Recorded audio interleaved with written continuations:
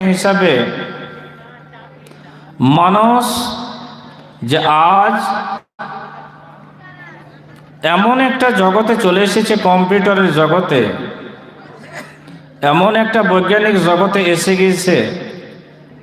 তা আগের মানুষেরা যে সরলপন্থী সরলতা হিসাবে চলাচল করত, আজ মানুষেরা কিন্তু খুব ক্রিটিক্যাল হয়ে পড়েছে। যন্ত্র কথা বলছে। মানুষ একে অপরে যেটা আলোচনা করার জন্য চিন্তা ভাবনা করে, কাউকে নিয়ে, কাউকে সাথে সঙ্গী নিয়ে কল্পনা,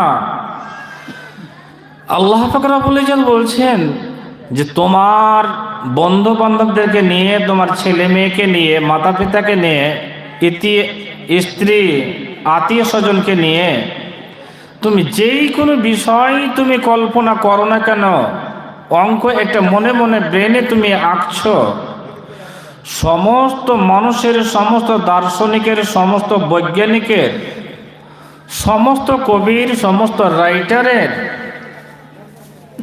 বুদ্ধির চাইতে, কল্পনার চাইতে আমার বুদ্ধিটা সবচাইতে বড়, এবং তোমাদের চক্কর মক্কর, তোমাদের বুদ্ধি কৌশল, কলা কৌশল চাইতে আমার কৌশলটা উত্তম। আমার কৌশলের কাছে তোমাদের চক্রান্ত ফেলিয়া, এটা আল্লাহর কোরআন এই কথা বলছে। অতএব আমি এই আয়াতখানা, দ্বিতীয় আয়াতখানা এই সম্বন্ধে তেলাওয়াত করেছি।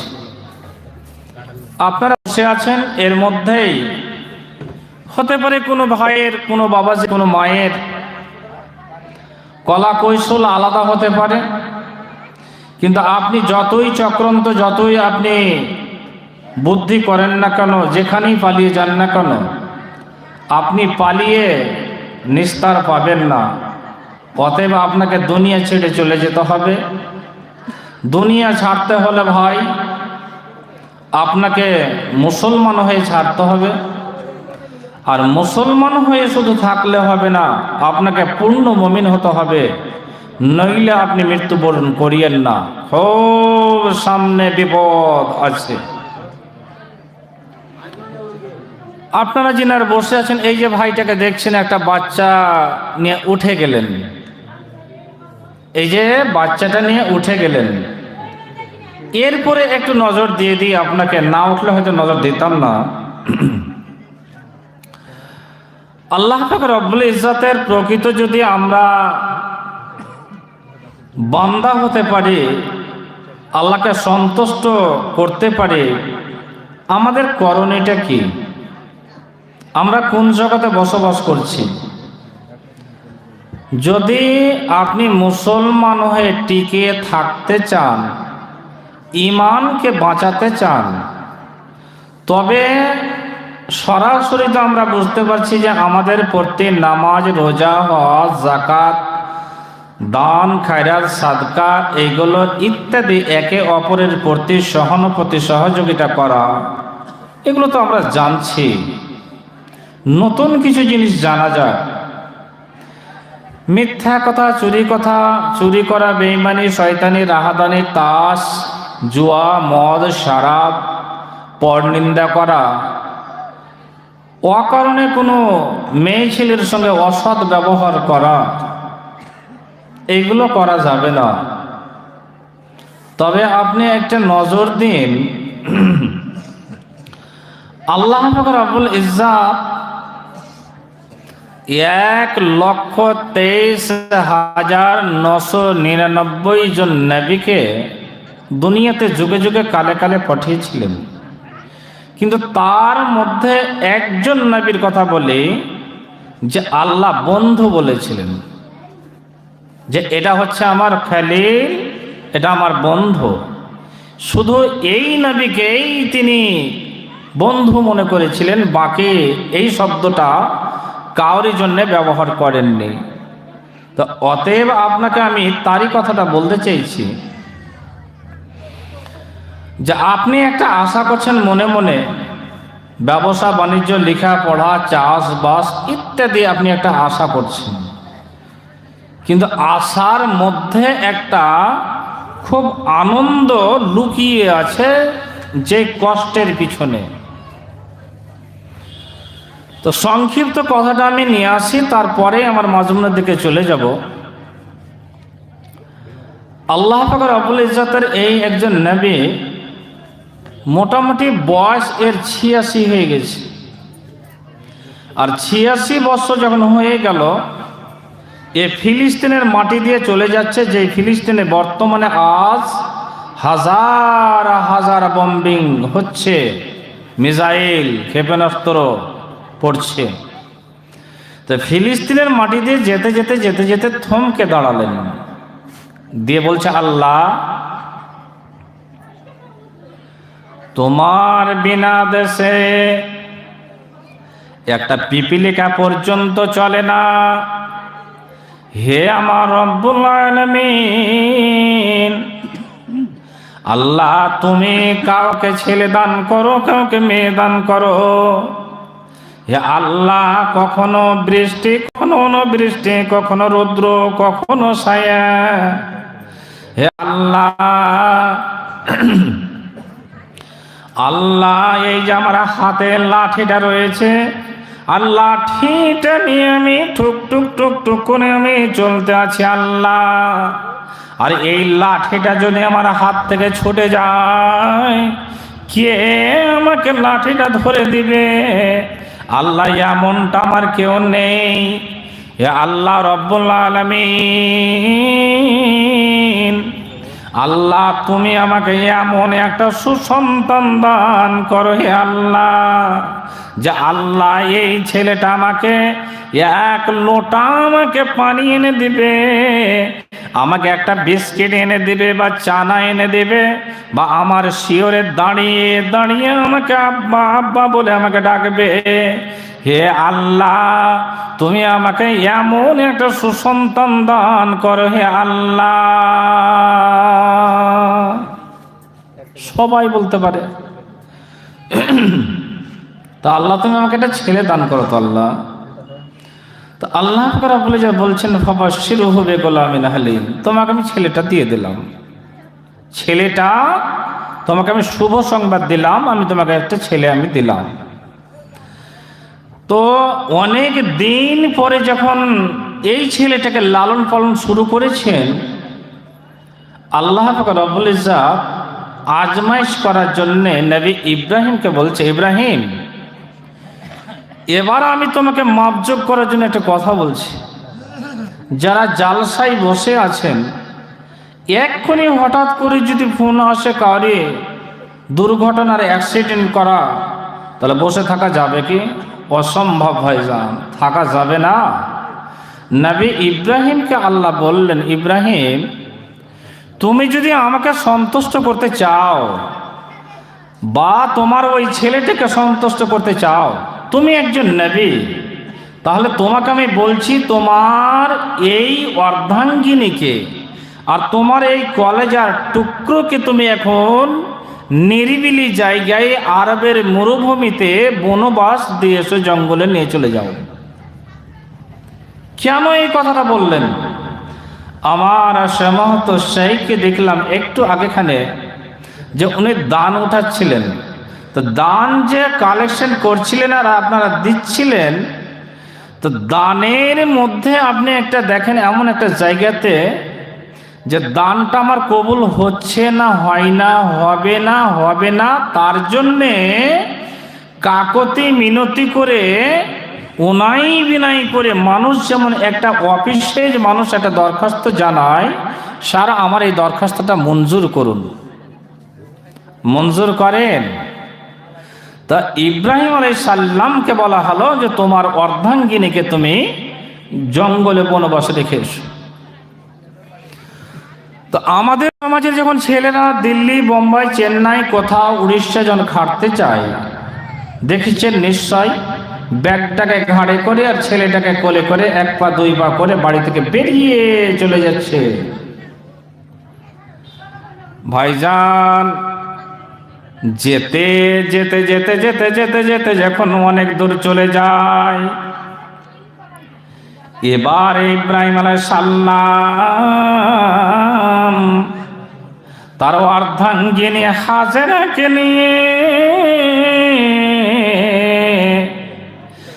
আর তার ইসমাইলকে নিয়ে যখন আরবের ওই মরুভূমিতে রেখে দিয়েছে, আর রেখে দিয়ে যখন উল্টো পিঠ দিয়ে যখন চলে আসছে, সেই সমাতে তার অর্ধাঙ্গিনী এমন একটা শব্দ বলছেন, আসসালামু আলাইকুম, আসসালামু আলাইকুম ইয়া ইব্রাহিম, আইনা তাযাহাবু ওয়া তাতরুকুন্না বিহাদাল ওয়াদি।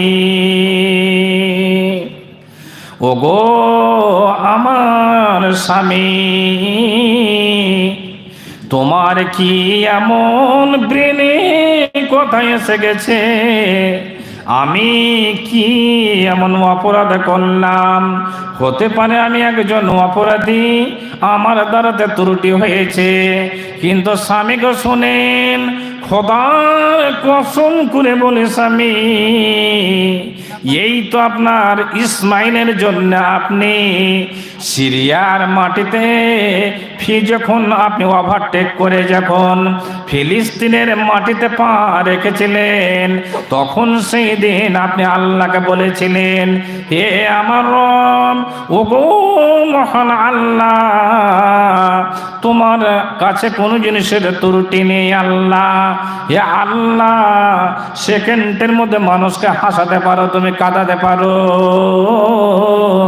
আল্লাহ, তুমি ইসমাইলকে যে তুমি চেয়ে পেয়েছিলে গো স্বামী, আপনাকে অনুরোধ করে বলি, আপনি এমন একটা জায়গাতে ইসমাইলকে রেখে গেলেন, আমাকে রেখে যাচ্ছেন, লাইসাল ফিহি ইনসু ওয়ালা শাই।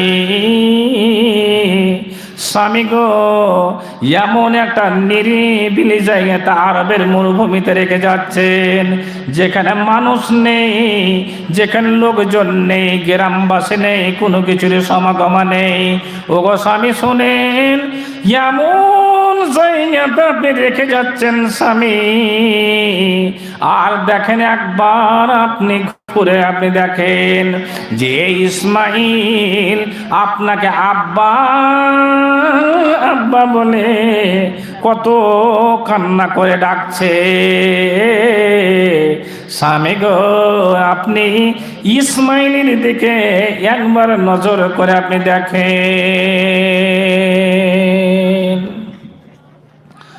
সমাজের যখন কিছুগুলো ছেলেরা যখন তার বাচ্চাকে ব্যাগগুলো ঘাড়ে করে নিয়ে যখন বাইরে চলে যায়, ঘাড়ে করে আছে বাচ্চাটাকে, ব্যাগটাও তার ঘাড়ে রয়েছে, তার মা সঙ্গে রয়েছে, ছোট ছোট ছেলে মেয়েরা সঙ্গে রয়েছে, তার বোন রয়েছে, তার অর্ধাঙ্গিনী রয়েছে, কিন্তু যখন কোল থেকে ঘাড় থেকে নামিয়ে যখন তার অর্ধাঙ্গিনীর ঘাড়ে তুলে দিবে, তখন হোঁটটা শুধু একটা কালো ডাইহার মতো, তার হোঁটটা শুধু এরকম করে খেলে।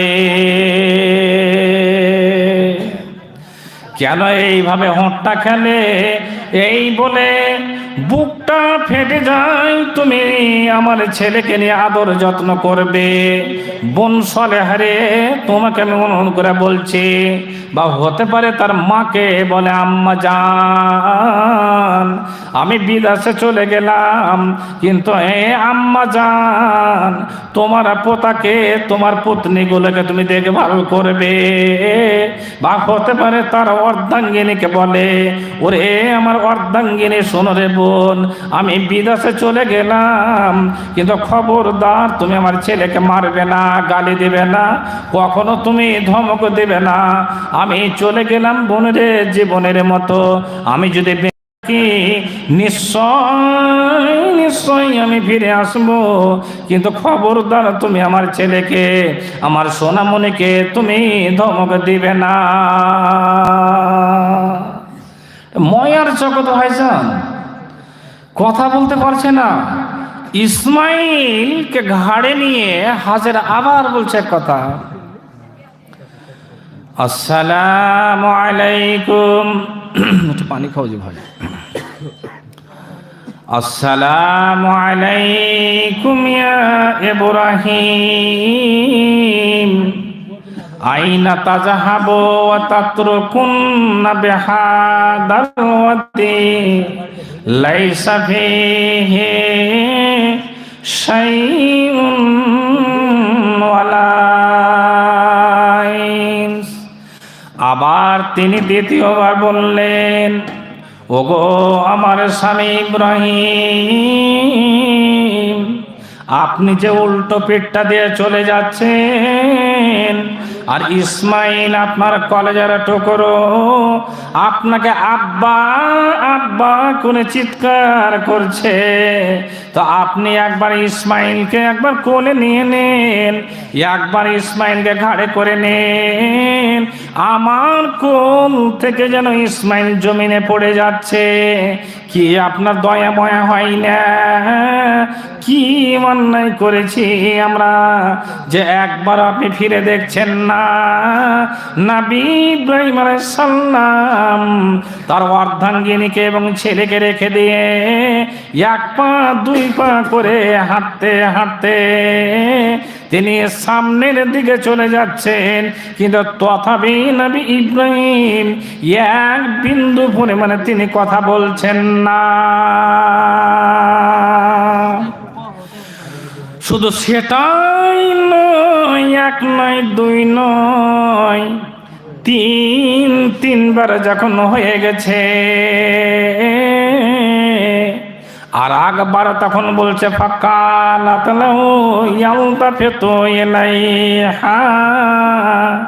আবার তিনি তখন বাক্যটাকে চেঞ্জ করে দিয়ে বলছেন, বাক্যটাকে চেঞ্জ করে দিয়া বলছেন, ওগো স্বামী, তুমি যে আমাকে রেখে যাচ্ছ, এখানে লোক নেই, জন নেই, খাবার নেই, পানি নেই, কোনো সুব্যবস্থা নেই, অতএব কি এমন এখানে মশলা রয়েছে, কি এমন এখানে উজ্জ্বল রয়েছে, কি এমন মাসলাহাত রয়েছে যে আপনি আমাকে কেন কথা বলছেন না?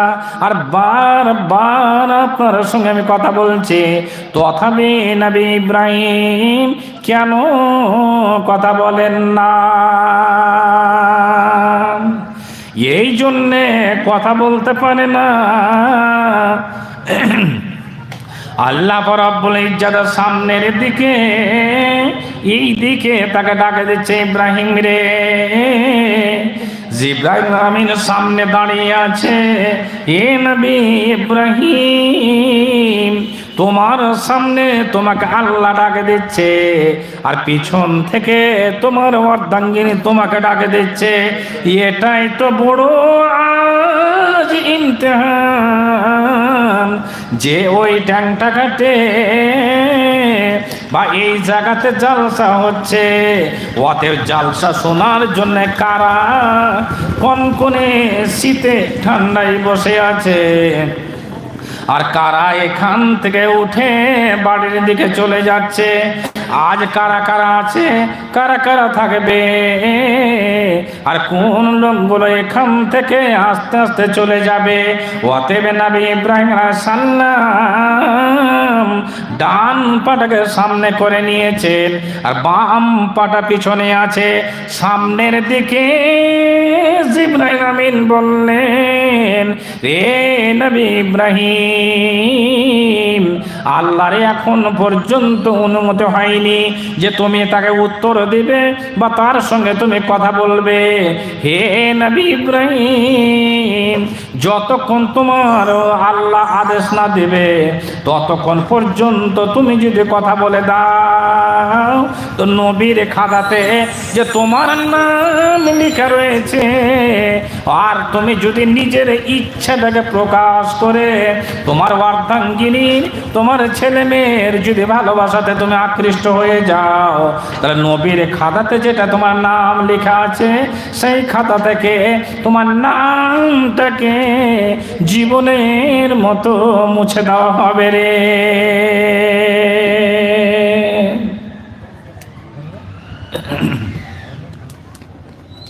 বাপরে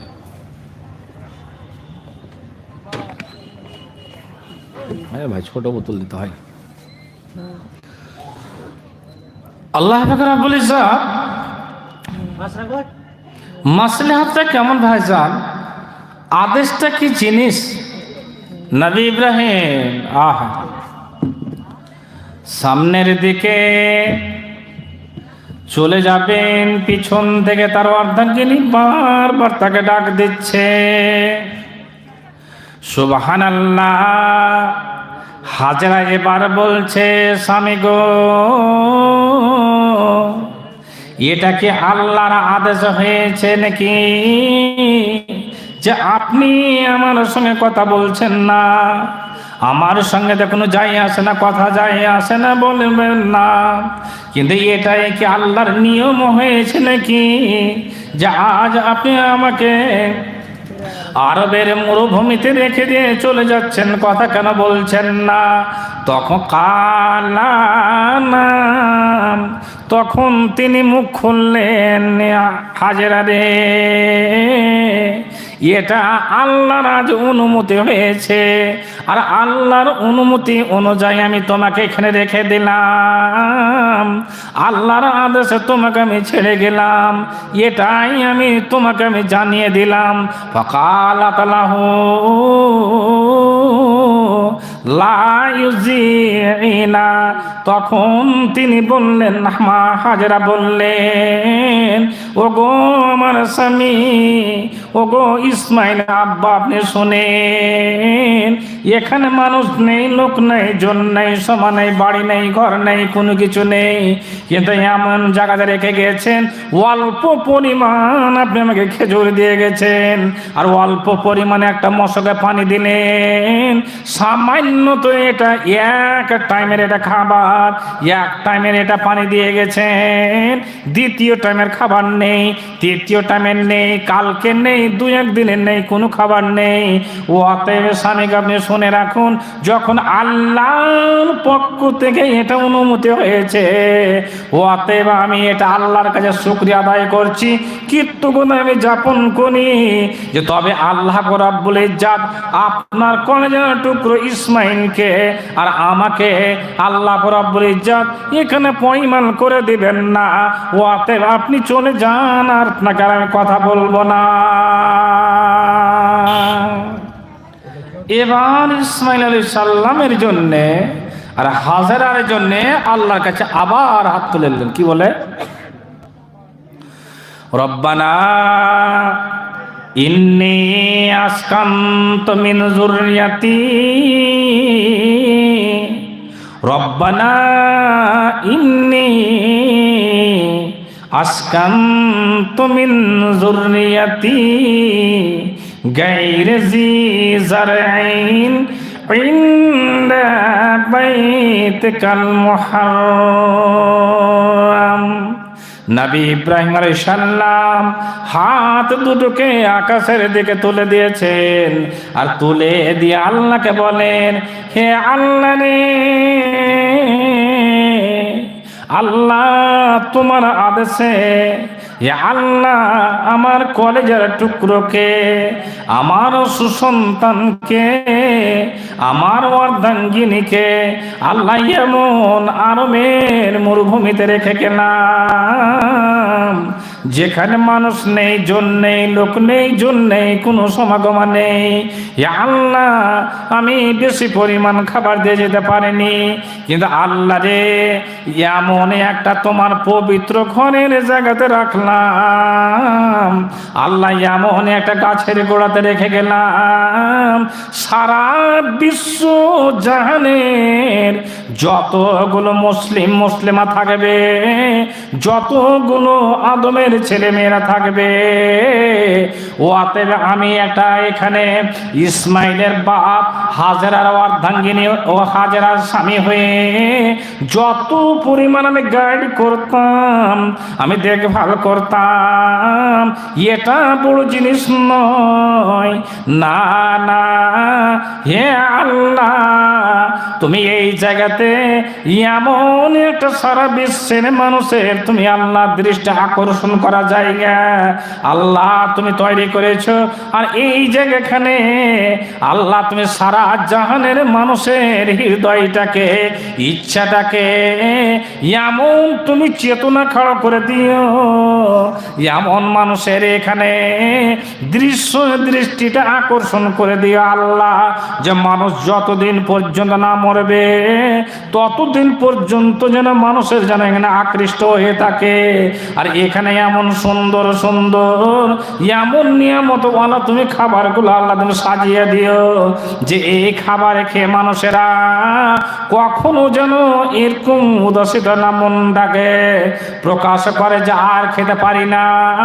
কিন্তু আল্লাহ তুমি এমন একটা বরকতময় খাবার হাজির করে দিও যে আল্লাহ কিয়ামত অবধি পর্যন্ত, কিয়ামত পর্যন্ত আল্লাহ এই খাবারগুলো যেন ফুরিয়ে না যায় গো আল্লাহ। সংক্ষেপ কথাটাকে রাখুন এখানে ভাই, আর আগে বাড়িয়েন না। নবী ইব্রাহিম আলাইহিস সালাম হাজেরাকে আর ইসমাইলকে এখানে রেখে চলে আসলেন। এখন বলেন যে আপনি আর আমি সকলেরই ছেলে মেয়ে রয়েছে ভাইজান, সকলেরই ছেলে মেয়ে রয়েছে, কিন্তু ছেলে মেয়ের জন্যে কে কতটুকু আমরা নিজেকে বিসর্জন দিতে পারবো আল্লাহকে সন্তুষ্ট করার জন্যে, একটু অনুভব করে দেখেন, মনে মনে একটু ভাবুন ভাইজান। রাখুন এখানে আজকে জালসা হচ্ছে এটা মসজিদের জন্যে। এই জায়গাটার নাম কি হয়? এটা উত্তর তালসরের একটা জালসা আছে। কিসের জন্য? মসজিদের জন্য। মসজিদ আমরা নির্মাণ করব, এই জন্য আমরা জালসাটা আমরা আয়োজন করেছি। কিন্তু বড় এখানে একটা মসলাহাত লুকিয়ে আছে, এই যে আমরা যে ভাই মুসলমান, এখনো যদি এই কটা লোক বসে আছেন আর এই কটা লোকের মধ্যেই যদি এক্ষণে কোনো ব্যক্তি এসে বলে দেয় যে এখান থেকে চট করে সরে যাও, নইলে সরকারি প্রশাসন চলে আসছে, তোমাদের মসজিদ মাদ্রাসা তোমাদের মাইক ইত্যাদি সব কিছু ভেঙে চুরমার করে দিবে এবং তোমাদেরকে মেরে জানে প্রাণে মেরে শেষ করে দিবে, অতএব শেষ করে দিবে, তো আমরা নিজেকে এই জিনিসটাকে রক্ষা করার জন্যে সঠিক উত্তরটা দেবেন যে কারা কারা আমরা তাদের সঙ্গে প্রতি আঘাত করব ইনশাআল্লাহ। করতে পারবেন? লড়াই করবেন না উঠে চলে যাবেন? বলুন, যাবেন না? ইনশাআল্লাহ যাবেন না?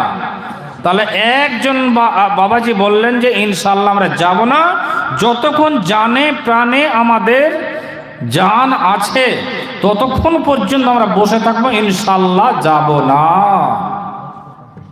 ভাইজান, মানুষকে কুপথ থেকে সুপথের দিকে, যুগে যুগে কালে কালে মানুষকে জাহান্নাম থেকে জান্নাতের দিকে, জান্নাতমুখী করার জন্যে, মানুষকে আবর্জনা থেকে পরিষ্কারের দিকে, মানুষকে হারাম থেকে হালালের দিকে, মানুষকে মূর্তি পূজারি থেকে সোজা ইহদিনাস সিরাতাল মুস্তাকিমের দিকে নিয়ে আসার জন্যে যুগে যুগে কালে কালে কালে কালে কত নবী রাসূল আসলেন। ভাইজান, দৃষ্টান্ত স্বরূপ আমি কটা কথা বলছি আপনাকে। নবী যখন মক্কার মাটিতে ইসলামের দাওয়াত দিলেন, মানুষদেরকে আহ্বান করলেন, তো অধিক অংশই গরিব শ্রেণীর মানুষেরা কালেমা গ্রহণ করলেন। এখানে কোনো মাস্টার সাহেব বসে আছেন কি সামনে? কোনো হাজি সাহেব আছেন? কোনো চাকরিজীবী বাবাজি বসে আছেন? আশা করছি যে নেই। আছেন? আছেন? নেই। তাহলে আশা করছি যে মধ্য শ্রেণীর মানুষেরা, গরিব শ্রেণীর মানুষেরা সামনে এখানে বসে আছেন। তো দেখেন, ভারতবর্ষের মাটিতে বা সারা বিশ্বের মাটিতে আজ মুসলিমেরা, মুসলমানের জনসংখ্যা মোটামুটি 950 থেকে নিয়ে 1100 কোটি বর্তমান মুসলমানেরা যারা কালেমা পড়েছে, এই মুসলমানেরা বসবাস করছেন। সে যতই ফিরিকা হোক না কেন, হানাফি, সাফি, ফুরফুরা, কাটরা, ব্রেলভি, দেওয়ান্দি, যতই রকমের হোক না কেন, এত পরিমাণ মুসলমানেরা বর্তমান বসবাস করছেন। কিন্তু ভাই, সেই সময়তে মাত্র 13টা 14টা 15টা 17 জন থেকে 19 জন মুসলমান হয়েছে। বাকি সমস্ত মানুষেরা কাফির, বিদিন, নাস্তিক, অগ্নি পূজারী। সুবহানাল্লাহ। তাহলে এই যে কটা মুসলমান, এই মুসলমানগুলোকে তাদের প্রতি অন্যায়, অত্যাচার, নির্যাতন চালিয়েছিল, এমনভাবে চালিয়েছিল যে তাদেরকে বাড়িঘর ছাড়া করেছিল, তাদের গরম লোহাকে গরম করে চোখে, কানে, পেশাবের দ্বারে তাদেরকে ভরে দিয়ে ঘুঁচড়ে এইভাবে বল্লাম মেরে শেষ করে দিয়েছিল এই সমস্ত মুসলমানকে। তথাপি একজন মুসলমানকে একটা চুল পরিমাণ পর্যন্ত, রাই পরিমাণ পর্যন্ত ইসলামের রাস্তা থেকে হিলাতে পারেনি। বোঝা গেল? এবারে আপনি দেখেন, একজন খুব পণ্ডিত লোকের কথা বলছি, হোমড়া চোমড়া একজন মান্যগণ্য একটা নেতার কথা বলছি, যার নাম হচ্ছে তোফাইল বিন আমরে দাউসি। তোফাইল বিন আমরে দাউসি মক্কায় পা রাখছেন। ইনার বাড়ি হচ্ছে ইয়ামান দেশের নাজদ শহরে। ইয়ামান দেশের নাজদ শহরে। আর ইয়ামান দেশের নাজদ শহর থেকে আসলো মক্কায়। কেন আসলো? এই জন্য আসলো, যেমন আপনারা এসেছেন যে আমরা জালসা শুনতে যাব, অমুক জায়গা থেকে বক্তা আসছেন। আহা ভাইজান, বক্তার সঙ্গে সাক্ষাৎ করছে দর্শকেরা। ওগো আমাদের দেশের নেতা মক্কায় যাচ্ছেন বটে, ঠিক রয়েছে, কিন্তু মক্কাতে এমন একটা ছেলে জন্ম লাভ করেছে, যেই ছেলেটার বাড়ি নেই, ঘর নেই, যার মা নেই, যার বাবা নেই, যার থালা নেই, বাটি নেই, যার কোনো সুন্দর বিছানাপত্র, কোনো সুব্যবস্থা নেই। কিন্তু ওই ছেলেটা যখন এক আল্লাহর নাকি আহ্বান করছে, কিন্তু ওর কথাতে বাপ নিজের ছেলেকে ছেড়ে দিচ্ছে, মা নিজের বেটিকে ছেড়ে দিচ্ছে, স্বামী নিজের স্ত্রীকে ত্যাগ করে দিচ্ছে, স্ত্রী নিজের স্বামীকে ত্যাগ করে দিচ্ছে, বংশতে লড়ালড়ি শুরু হয়ে গেছে, একে অপরের মধ্যে এমন একটা সমাজের মধ্যে বিশৃঙ্খলা সৃষ্টি হয়ে গেছে। অতএব আপনাকে আমরা বলি, অনুরোধ করে, ওই ছেলেটার নাম হলো মুহাম্মদ। আর ওই মুহাম্মাদের কথা যদি আপনার কানে যদি একবার যদি চলে আসে, তাহলে কি করবেন? যেমন আরবের লোকেরা, আমরা নিজেকে আপোষের মধ্যে আমাদের বিশৃঙ্খলা সৃষ্টি হয়ে গেছে, কিন্তু আপনাকে বলছে ভালো করে শুনে রাখুন, যদি তার কথা আপনি শুনে নেন, তাহলে আপনি আপনার বাপ দাদার দিনকে নষ্ট করে দিবেন, আর মুহাম্মাদের দিন আপনার প্রতি চলে আসবে। অতএব আপনাকে অনুরোধ করে বলছি, আপনি খবরদার আপনি মুহাম্মাদের কথা আপনি শুনিয়েন না। এই বক্তা সাহেব তখন অনুভব করেছেন, ঠিক আছে, আমি তো তোমাদের সমাজে আছি, তোমাদের নেতা হয়ে। অতএব তখন কি করলেন? ওই আমরে বিন দাউসি এরকম করে তুলাগুলো নিলেন, আর তুলোগুলোকে নিয়ে তার দুই কানে হেডফোন দেওয়া করে দিয়ে দিলেন, আর দিয়ে তিনি এক পা দুই পা করে তিনি মক্কার মাটিতে তিনি পা রাখলেন। আবার তিনি অনুভব করছেন, আমি তো আসলাম মুহাম্মাদের রোগ সারাতে, আমি তো না মুহাম্মাদকে ঝাড়ফুঁক করতে আসলাম। ওয়াতে মুহাম্মদ পাগল, না মুহাম্মদ জাদুগীর, না মুহাম্মদ একটা কবিরাজ, না মুহাম্মদ একটা ওঝা, না কি তাকে রোগ লেগেছে, কি বেমার লেগেছে। অতএব আমি তার কথা শুনবো, তার রোগটা আমি জানবো, তবে তো আমি তাকে ঝাড়ফুঁক করব। আর না শুনে আমি কেমন করে আমি তার ট্রিটমেন্ট করব।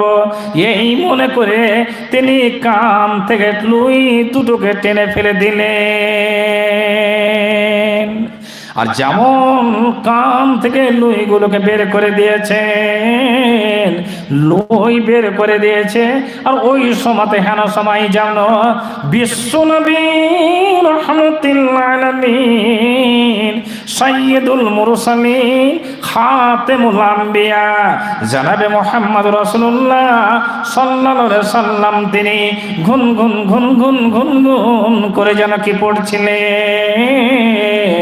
তুফাইল বিন আমরে দাওসী তখন মনে মনে ভাবছেন যে আমি এমন একটা লাত উজ্জার আমি শপথ করেছি যে নবী মুহাম্মদের কথাগুলো আমি শুনবো না, আমার ব্রেনে যেন না আসে। আমি এই মনে করে কানে লুহিগুলোকে আমি ভরে দিয়েছিলাম, কিন্তু আবার তিনি অনুভব করছেন আমি যদি তার কথাগুলোকে না শুনি তাহলে আমি কেমন করে এটা উপলব্ধি করতে পারবো যে নবী মুহাম্মদ আসলে জাদুগীর, না ও কাহেন, না ও ভূত ধরেছে, না ওটা পাগল, না কেমন কিছু। অতএব সেই সময়তে তার ডান পাখা সামনে চলে গেছে আর পিছনের পাখানা পিছন দিকে আছে। আবার তিনি অনুভব করছেন আমি এর কথা শুনবো না। তার নবী যেন ক্রসিং করে চলে যাচ্ছে, তখন পিছন থেকে আওয়াজ দিয়ে দিয়েছেন, হে নবী মুহাম্মদ তুমি কি যেন গুনগুন করে পড়ছো, তুমি আর একবার আমার সামনে সেই বাক্যগুলোকে তুমি তুলে ধরো, আমি শুনবো। নিষ্ঠুর বেদিন কাফের এই কোরআনকে শোনার জন্যে কেমন আকৃষ্ট হচ্ছেন, আর মুসলমান এই কোরআন হাদিসকে পেয়ে খেলনা মনে করে মানুষ কেমন করে চলে যাচ্ছে। দেখেন এই যে সভাতে বসে আছেন, মুসলমান এ জাত কোথায়, মুসলমান কোথায় পৌঁছে গেছে। কিন্তু আপনি শোনেন, দুটো আপনাকে কথা বলছি, খুব শক্ত কথা। যতগুলো মুসলমান রয়েছে সবাই জান্নাতে যাবে, সবাই জান্নাতে যাবে, আর যতগুলো কাফের আছে সবাই জাহান্নামে যাবে। কাফেরেরা সবাই জাহান্নামে যাবে, মুসলমানেরা সবাই জান্নাতে আসবে। আসবে বটে, কিন্তু তেল্লিদের বাড়িতে যেমন তেল পিড়ানো হয়, সরষাকে দিয়ে তেল বের করানো হয়, তো এইভাবে মুসলমানদের যারা মুসলমান, এই শুধু নামী মুসলমানেরা জান্নাতে যাবে বটে, কিন্তু সাজা শাস্তি কষ্ট সমস্ত এগুলো ভোগ করার পরে জান্নাতে যাবে। আর যারা কাফের মুশরিক এরা জাহান্নামে চলে যাবে। কিন্তু যদি দুনিয়াতে কিছু লাভ করে, উপকার করে বা সৎ কাজ করে, তাহলে তার কিছু বিনিময় রয়ে আছে, তার বিনিময় কিছু রয়েছে, যার নাম হচ্ছে রহমান। আর যেটা হচ্ছে রহিম, সেটা হচ্ছে শুধু কেবল মুসলমানদের জন্য আখিরাতকে সামনে রেখে। আর যেটা রহমান, সারা বিশ্বের মাটিতে সবাই আমরা ব্যবহার করছি। সংক্ষিপ্ত কথা বলছি ভাইজান। তুফাইল বিন আমর দাওসী এবার তিনি বলছেন, আমার মনে হয়েছে মুহাম্মাদের আমি কথাগুলো শুনবো না, কর্ণপাত আমি করব না, কিন্তু না না আমার ইচ্ছা হয়েছে আমি ওর রাস্তায় পা দেব না। কিন্তু আমার পাটাকে কে যেন সুরসুর করে যেন ওই দিকে টানছে যেই দিকে নবী মুহাম্মদ আছে। তখন নবী মুহাম্মদকে বলা যাচ্ছে, হে মুহাম্মদ তুমি কি পড়ছিলে, তুমি আমাকে পড়ে শোনাও তো দেখি। তো নবীজি বলছেন, বিসমিল্লাহির রহমানির রহিম, কুল হুয়াল্লাহু আহাদ আল্লাহুস সামাদ লাম ইয়ালিদ ওয়া লাম ইউলাদ ওয়া লাম ইয়াকুল লাহু কুফুয়ান আহাদ।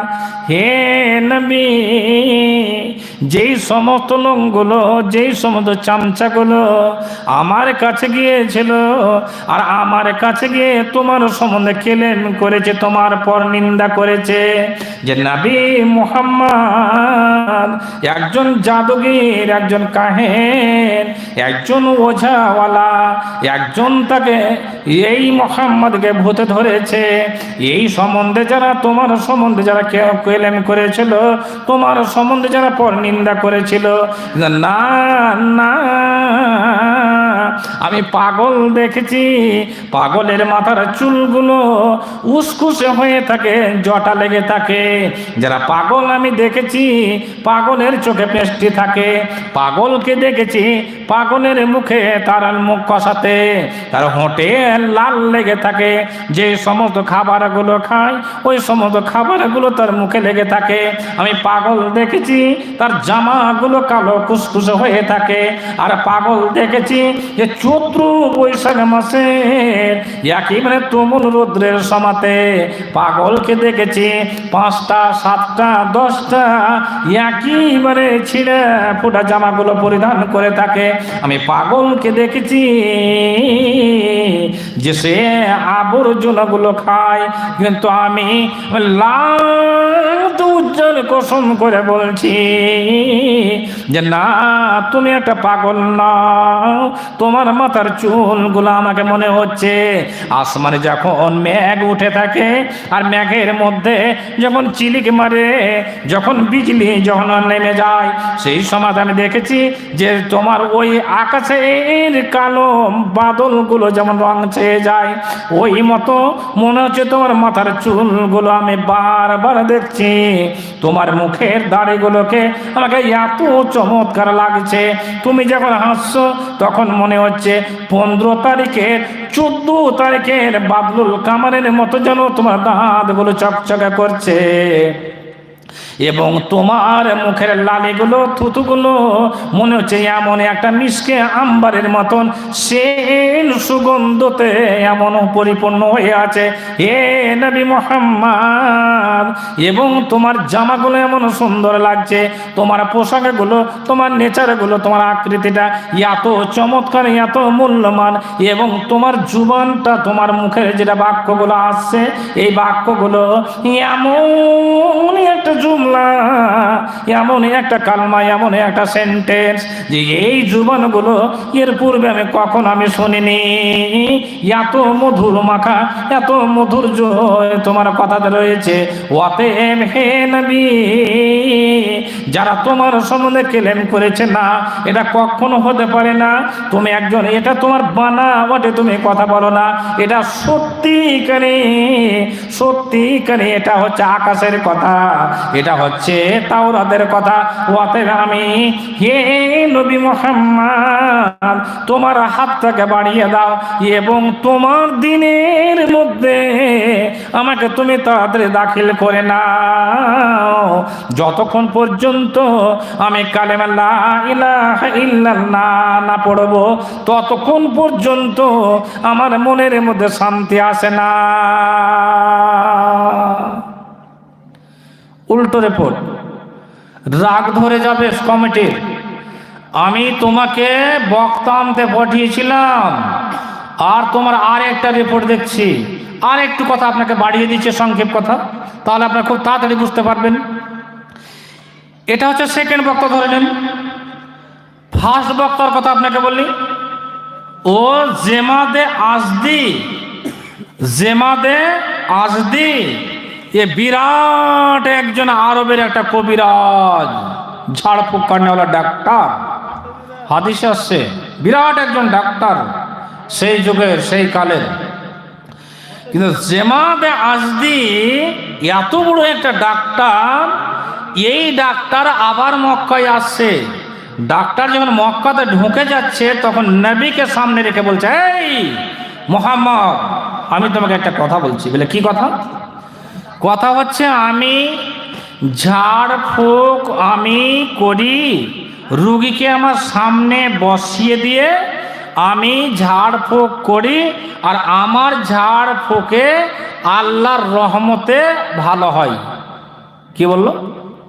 কাফেরটা বলছে জেমাদাসদি যে আমার সামনে আমি মির্গিওয়ালাকে, যাকে ভূতে ধরে নাই, যাকে জিন্নাতে ধরে, যাকে মানুষকে রোগ হয়ে যায়, বেমার হয়ে যায়, আমি এই সমস্ত লোকগুলোকে সামনে বসিয়ে আমি ঝাড়ফুঁক করি, আর আল্লাহর রহমতে ওই লোকটা ভালো হয়ে যায়। তুমি কি আমার কাছে ঝাড়ফুঁক করবে নবী? আল্লাহ রসুলকে বলছেন। আল্লাহ নবী মুচকি হাসলেন, হেসে বলছে, ওগো ডাক্তার, যা বলেছেন সত্যি সঠিক কথা বলেছেন, কিন্তু আপনি যে ডাক্তারি করতে এসেছেন, আপনি একজন ডাক্তার, আর আমি যে রোগটা লেগেছে, তা আমাকে কি রোগ লেগেছে, কি আমাকে বেমার হয়েছে,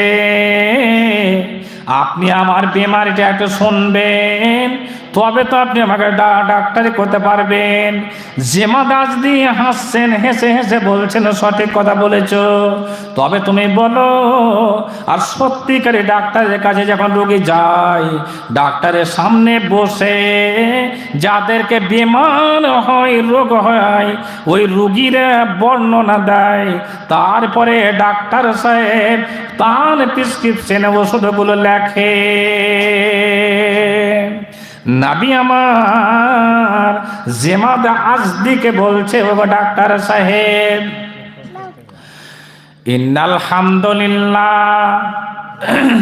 খেয়াল করুন, আলহামদুলিল্লাহ, ইন্নাল হামদুলিল্লাহ নাহমাদুহু,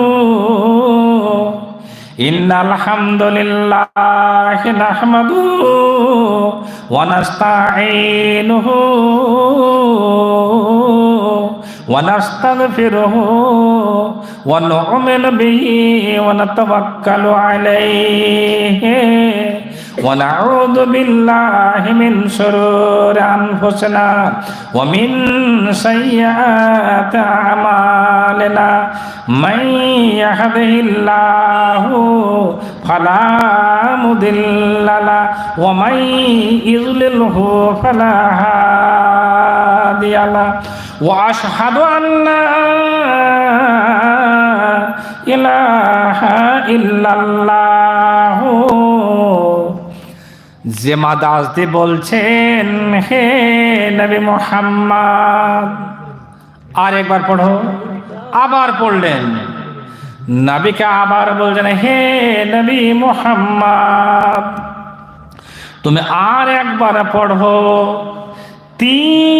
তিনবার যখন তিনি পড়েছেন, জেমাদাসদি এবার নিজে শুরু করে দিলেন কথাগুলোকে, হে নবী মুহাম্মদ, যারা তোমার সম্বন্ধে এই ধরনের কেলেম করেছে, যারা তোমাকে পাগল বলেছে, যারা তোমাকে কালবাইনে বলেছে, যারা তোমাকে জাদুগিরি বলেছে, যারা তোমাকে এই ধরনের ছোট বড় কথা বলেছে, না এটা কখনো নয়, এটা কখনো নয়, আমি সত্যিকারে আমি পাগল দেখেছি, আমি যাদেরকে ভূতে ধরেছে তাদেরকে দেখেছি, যারা পাগল, যারা কাহেন, যারা জাদুগির, যা আমি দেখেছি, কিন্তু না না, তুমি একজন সত্যিকারী একজন তুমি নবী। অতএব আমি ওয়াদা করেছি, আমি আজকের পর থেকে আমি যেই সমস্ত লাত উজ্জার আমি দিনে আমি ছিলাম, যে লাত উজ্জ্বল গুলোকে আমি সিজদা করেছিলাম, আমি এটা ওয়াদা করলাম, আর জীবনেও আমি ওই লাত উজ্জার আমি পুজো করব না। অতএব তুমি আমাকে কালেমা লা ইলাহা ইল্লাল্লাহটা তাড়াতাড়ি আমাকে পড়িয়ে নাও। দুটো কথা হলো, দুইজন যখন আবার হোমরা চূড়া লোক যখন মুসলমান হয়ে গেছে, তখন একটা লোক কাবার ঘরে গিয়ে, কাবার বারান্দাতে গিয়ে গালে হাত দিয়ে গুন গুন গুন গুন গুন গুন গুন গুন করে রাগ উঠাচ্ছে। কেন? একগালা বুড়া মানুষ রাস্তা দিয়ে, বয়স্কপ্রাপ্ত মানুষ জমির আইল দিয়ে চলতে চলতে চলতে চলতে চলতে একা একা কথা বলে না, বলে না, বলে না ভাইজান, একা একা কথা বলে তো। এই লোকটা কাবার বারান্দাতে গিয়ে কথা বলছে। কি কথা বলছে? এই নবী মুহাম্মদ আমার বাপকে মেরেছে, আরো সমাজের অনেকগুলো বাপকে, অনেকগুলো চাচাকে, মাকে, বেটিকে, ভাইকে, বোনকে মেরেছে। সে না মারলে তার লোকজনেরা মেরেছে। আর সে যদি ক্ষয়ক্ষতি না করে থাকে তাহলে আমাদের সমাজের মধ্যে এমন একটা বিশৃঙ্খলা সৃষ্টি হয়ে গেছে। কিন্তু মুহাম্মাদের আমি যার নেচার দেখলাম, ব্যবহার দেখলাম, যদি আজ আমার বাপ বেঁচে থাকতো, যদি আমার বাপ বেঁচে থাকতো, এক্ষুনি তালোয়ার নিয়ে গিয়ে আমি নবী মুহাম্মাদের মাথাটাকে কেটে নিতাম। আমি এক্ষুনি চলে যাব বটে, কিন্তু আমার বাপের ঘাড়ে কতগুলো ঋণ রয়েছে, কতগুলো অভাব রয়েছে, সেটাও বড় কথা নয়। নবী মুহাম্মদকে মারতে যাব বটে, কিন্তু আমার ছোট ছোট ছোট ছোট ছোট ভাই বোন রয়েছে, আর নবী মুহাম্মদকে যদি আমি মারতে যাই, এটা আমাকে ভয় লাগছে। এটা আমার মনের মধ্যে কেমন আসছে যে আমি যদি চলে যাই, যদি আমি মারতে গিয়ে আমি নিজেকে মারা চলে যাই, তবে আমার বাপের ঘাড়ের ঋণগুলোকে পরিশোধ করবে, আর আমার ছোট ছোট ভাই বোনেরা আছে, এদেরকে কে খাবার দিবে? পিছন থেকে গিয়ে একজন লোক সাফওয়ান বিন মুআত্তাল এইভাবে কলারটা বলছে, এই আমর, কি কথা বললে? যা বলেছে আর কথা বলিও না, বলে লাভ হবে না।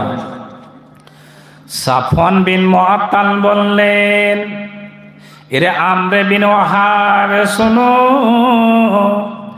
আমাদের দেশে তোমার বাপ সবচেয়ে মান্যগণ্য নেতা ছিল, আর তোমার বাপকে সত্যিকারী নবী মুহাম্মদ তার সহচর বর্গরা, সাথী সঙ্গীরা তোমার বাপকে ক্ষত বিক্ষত করেছে, কেটে দুই টুকরো করে দিয়েছে বদরের মাঠে। ওয়াতে আমরে রে, আমি তোমার সঙ্গে ওয়াদা করলাম, আমি এটা শপথ করে বললাম, কাবার গায়ে হাত লাগিয়ে বললাম, রে আমরে, রে আমরে বিন ওয়াহাব, রে ওয়াহাবের এটা আমার, শোন, তুমি যদি তোমার বাপের ঘাটে যতগুলো অভাব রয়েছে, তোমার বাপের যতগুলো অভাব রয়েছে, যতগুলো ঋণ মার্জন রয়েছে, তুমি আমাকে বলে দাও, যত টাকা লাগবে, যত সোনা চাঁদি লাগবে, জমি জায়গা লাগবে, আমি সম্পূর্ণ আমি পরিশোধ করে দেব। এখন আমি পরিশোধ করে দিচ্ছি। আর তোমার ছোট ছোট ভাই বোনগুলো যতদিন পর্যন্ত জীবনে বাঁচবে, ততদিন পর্যন্ত তোমার ভাই বোনগুলোরকে আমি পুরো দায়িত্ব নিয়ে নিলাম। কিন্তু যাও, তোমাকে তালোয়ারে দিলাম, তোমাকে একটা ঘোড়া দিলাম, তুমি নবী মুহাম্মদকে দুনিয়া থেকে তুমি শেষ করে চলে এসো, যাও। যখন এই দায়িত্বটা নিয়েছে, আমরে বিন ওয়াহাব ঘোড়ার উপরে উঠে গেছে, আর ঘোড়ার উপরে চেপে গিয়ে তালোয়ারে নিয়ে নবী মুহাম্মদকে জান প্রাণ থেকে মেরে শেষ করে দিবে বলে নবীর কাছে তিনি ছুটে চলে গেলেন। খোদার কসম, বিশ্ব নবী রহমতুল আলামিন মসজিদে নববীতে সাহাবা একরামদেরকে নিয়ে তিনি দার্স তাদরিসের কাজ করেছেন, প্রশিক্ষণ তিনি দিচ্ছেন। আর হেন সময় যেন আমরে বিন ওয়াহাব চলে যাচ্ছে, হামজা বলছেন, ওমর বলছেন, হুজুর ওই যে আমরে বিন ওয়াহাব চলে আসছে, ওর বাপকে আমরা মেরে শেষ করেছি, মনে হচ্ছে ওর বাপের বদলা নিতে আসছে নাকি, ওর চোখ মুখ দেখে, ওর মুখের আকৃতি দেখে কেমন লাগেছে, হে নবী আপনি তাড়াতাড়ি আমাদেরকে অনুমতি দেন, এক্ষুনি আমরা ওই আমরে বিন ওয়াহাবকে ধরে নিব, ধরে শেষ করে দিব। আর যদি যদি আপনি অনুমতি না দেন, তবে মনে হচ্ছে যে রাসূল আজ আমর বিন ওয়াহাবকে দেখছি, ওয়াহাবের বেটাকে দেখছি যে ওর মনে হচ্ছে বাপের বদলা নিতে এসেছে নাকি। অতএব আল্লাহর নবী বললেন, এরে ওমর, এরে হামজা, তোমরা একটু ধৈর্য ধারণ করো, ওকে আসতে দাও আমার কাছে। ও যদি ভালো মন মস্তিষ্ক মেজাজ নিয়ে আসে তবে কোনো খবর, কোনো কথা নেই। আর যদি ওর মনের যদি কিছু ভাব অন্য প্রকাশ হয়, অতএব তোমরা ধৈর্য ধারণ করো যতক্ষণ পর্যন্ত আমার কাছে না আসবে। খবরদার ওই ওয়াহাবের বেটা উমাইরকে তোমরা কেউ প্রত্যাঘাত করবে না। মানা করলেন রাসূল। একটু পরে দেখা যাচ্ছে যে ওই উমাইর চলে আসছে রাসূলের কাছে, আর তলোয়ারি বের করে রাসূলুল্লাহ সাল্লাল্লাহু আলাইহি ওয়াসাল্লামের কাছে দাঁড়িয়ে গেছে।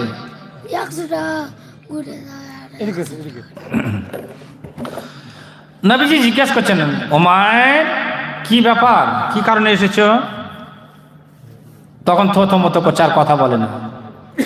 নবী বলছেন, উমাইর সঠিক করে সত্য কথা তুমি বলো দেখি, কি কারণে এসেছো? বলে, না নবী, আমি কোনো মন মেজাজ নিয়ে আসিনি, এরকম সাধারণ আসলাম। আল্লাহর নবী তখন বলছেন, উমাইর রে, সঠিক করে কথা বলো। যখন তুমি কাবার একাই বসেছিলে, তখন তুমি যে কাবার বারান্দাতে বসে বসে গালে হাত দিয়ে তুমি একা তুমি কথা বলছিলে। এই নবী মুহাম্মদ এবং তার সাথে সঙ্গীরা আমার বাপকে কেটে শেষ করে দিয়েছে। আমি ইয়াতীম এবং আমার বাপের অনেকগুলি টাকা পয়সা ঋণ মহাজন হয়ে আছে, এবং আমি এক্ষুনি যদি আমার জমিন জায়গা ব্যাংক ব্যালেন্স থাকতো বা টাকা পয়সা সম্পদ যদি থাকতো, আমি নবী মুহাম্মদকে মেরে শেষ করে দিতাম। আরও তুমি যে বলছিলে যে হে এক্ষুনি যদি আমার ছোট ছোট ভাই বোনেরা না থাকতো, তবে এখন আমি নবী মুহাম্মদকে যে শেষ করে দিতাম। বলো তো দেখি, তুমি কাবার হাতে বসে বসে তুমি এই দুটো কথা বলছিলে না? আর যখন তুমি বলেছিলে, তখন তোমার পিছন থেকে তোমার ঘাড় ধরে সাফওয়ান বিন মুআত্তাল কি বলেনি, হে ওমর, যাও তোমার বাপকে মেরে শেষ করেছে, তোমার বাপ মরে গেছে, অতএব তুমি বদলা নিতে যাও, আর যত টাকা ঋণ মাজন রয়েছে সমস্ত টাকা পয়সাগুলোকে আমি পরিশোধ করে দেব।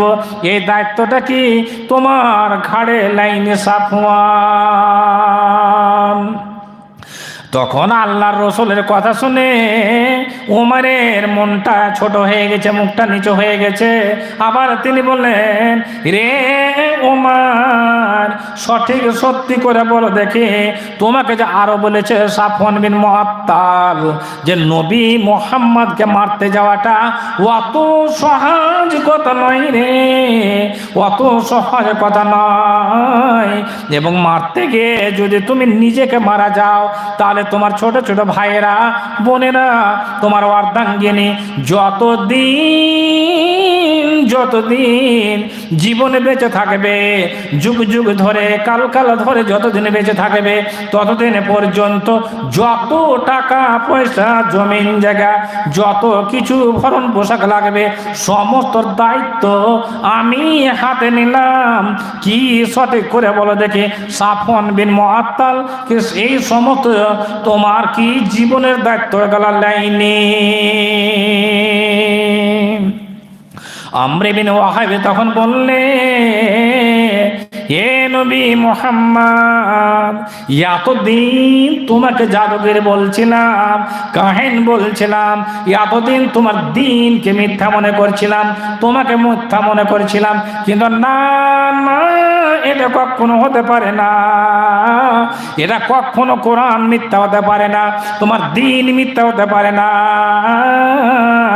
সত্যি করে এটা সঠিক কথা আমি বলছি, যেখানে আমি একা একা কল্পনা করছিলাম সেখানে কোনো লোক ছিল না, কোনো জন ছিল না, কোনো লোকের সমাগম ছিল না, আমি একা একা কথা বলছিলাম।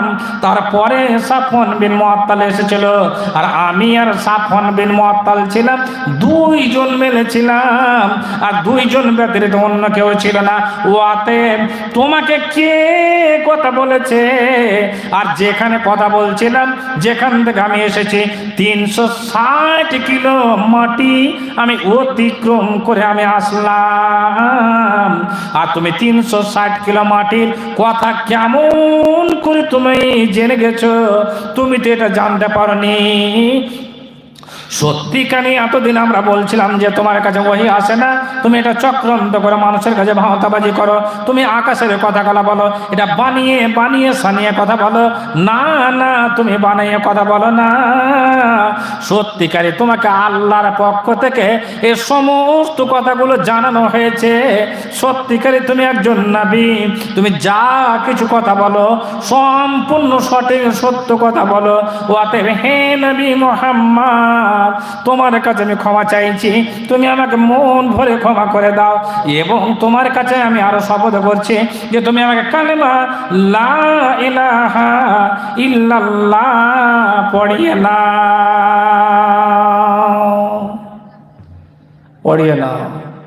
তাহলে তিনজনের কথা পেলেন। মক্কার এই বিরাট এরা উমরা চুমরা এরা, একজন কাফের স্বৈরাচারী নিষ্ঠুর এরা অগ্নি পূজারী মানুষ যারা বসে আছেন ভাইজান, কত না জালসা, কত না ওলামায়ে দ্বীন এসে বক্তব্য রাখছেন, ওয়াজ ও নসিহত করছেন, কিন্তু বলেন তো দেখি কতটি আমল করছি ভাইজান? খুব শর্টে দুটো কথা আপনাকে বলছি। কথা কি, আমি যেই কথাগুলো বলছি প্রত্যেকটা কথাকে একটা একটা করে সেট করে দেখবেন যে কোন কথাটা বলেছিল। প্রত্যেকটা মুসলমান জান্নাতে যাবে, প্রত্যেকটা মুসলমানই জান্নাতে যাবে, আর যতগুলো কাফের, নাস্তিক, বেদিন, ইহুদি, খ্রিস্টান রয়েছে এরা জাহান্নামে যাবে, এরা জাহান্নামে যাবে, মুসলমানেরা জান্নাতে যাবে। কিন্তু মুসলমান জান্নাতে কখন যাবে আর জাহান্নামে এরা যে সরাসরি চলে যাবে, তো একটা লোককে মাফ করে দেওয়া হলো। সাপোজ ধরলেন যে 1000টা ওকে জাহান্নাম দেবে, তো 999টা মাফ করে দেওয়া হলো, একটাই শাস্তি দিবে যেটা সবচেয়ে হালকা, একেবারে 0 পাওয়ারের, 0 পাওয়ারের যেটা ট্যাবলেট, এই ক্যাপসুলটা দেবে এই লোকটাকে। তো এই লোকটাকে দিবেন, তা আল্লাহর রাসূল অঝরনে ক্রন্দন করছেন, কাঁদছেন, মরেও গেল, মরে যখন যাচ্ছে তা হাত দুটোকে তখন আকাশের দিকে তুলে নিচ্ছেন। আহা, জিবরাইল আমিন এসে বললেন, হে নবী, তোমার হাত দুটোকে তুমি নামাও না, আর উঁচু করিও না, নিচু করে নাও। আল্লাহর নবী অঝরনে ক্রন্দন করলেন, তিনি কাঁদতে আছেন। আবার সংবাদ দেওয়া গেল, তোমার চাচা যতদিন পর্যন্ত তোমার চাচা বেঁচে ছিল, কোন মুসলমানের গায়ে এরকম টাচ করতে পারেনি, তোমাকে কেউ টাচ করতে পারেনি। মুসলমানের শত শত হাজার হাজার উপকার করেছে, যার বিনিময়ে সমস্ত আযাবগুলোকে মাফ করে দেওয়া হয়েছে। সাপোজ ধরে নাও 999টা শাস্তি মাফ করে দেওয়া হয়েছে, একটাই 0 পাওয়ারের ট্যাবলেট দেওয়া যাবে। আল্লাহর নবী বললেন, হে জিবরাইল আমিন, আমাকে বলে দাও আমার চাচাকে যে আযাবটা দেওয়া যাবে সেটা একটু আমাকে ছোট্ট করে বলে দাও। জিবরাইল আমিন জানিয়ে দিলেন যে তোমার পায়ে, তোমার চাচাকে জাহান্নামে 2টো জুতো তৈরি করে তোমার চাচার পায়ে দেওয়া হবে, আর এই জুতোর অ্যাকশনে এই গরম জুতার কারণে তোমার চাচার মাথার মস্তিষ্কগুলোকে, মগজগুলোকে, রক্তগুলোকে, চর্বগুলো, তেলগুলোকে ওর তাপের কারণে গলে গলে গলে গলে একেবারে পায়ের নিচে চলে আসবে।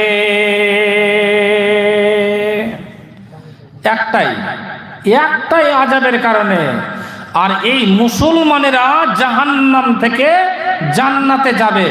কখন যাবে এটা করে রেখেলেন। তাহলে এই যে একটা কাফের মাপ পেয়ে গিয়ে একটাই ছোট্ট আযাবে গ্রেফতার হয়ে গেল, আপনি আর আমি রাত আর দিন কত অন্যায় হচ্ছে, কত ত্রুটি করছি। একবার সংক্ষিপ্ত কথা, দুটো কথা আপনাকে বলি।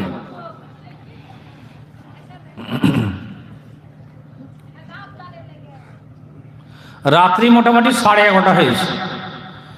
তো যাই হোক, বসে আছেন আলহামদুলিল্লাহ। ওইদিকে যারা শীতে বসে আছেন ভাই, ভিতরখানে চলে আসেন, ভিতরখানে চলে আসেন, এইদিকে চলে আসেন ভাই, শীত থেকে চলে আসেন ভাই। ওই দিক থেকে শয়তানে বলবে বা কিছু কৌশল শুরু হয়ে যাবে। আর আমি যে বক্তব্যটা রাখছি ভাই, আপনি একটু দেখবেন যে মানুষের চক্রান্ত, চক্কর মক্কর, আর ইবলিশ শয়তান চক্কর মক্কর চালাচ্ছে। একটু দেখেন, মা বেটি বোনগুলাও খাসতে গেছে যে আর ভালো লাগছে না, একটু হাঁটে ফিরে আসি, মাঞ্জাটা শার্ট করে আসি। মাঞ্জা শার্ট করতে গিয়েই এমন জায়গাতে শয়তানের বশে পড়ে যাবে, দুনিয়াতে ফেসে যাবেন। আহা ভাইজান, বিশ্বনবী রাহমাতুল্লাহ আলামিনকে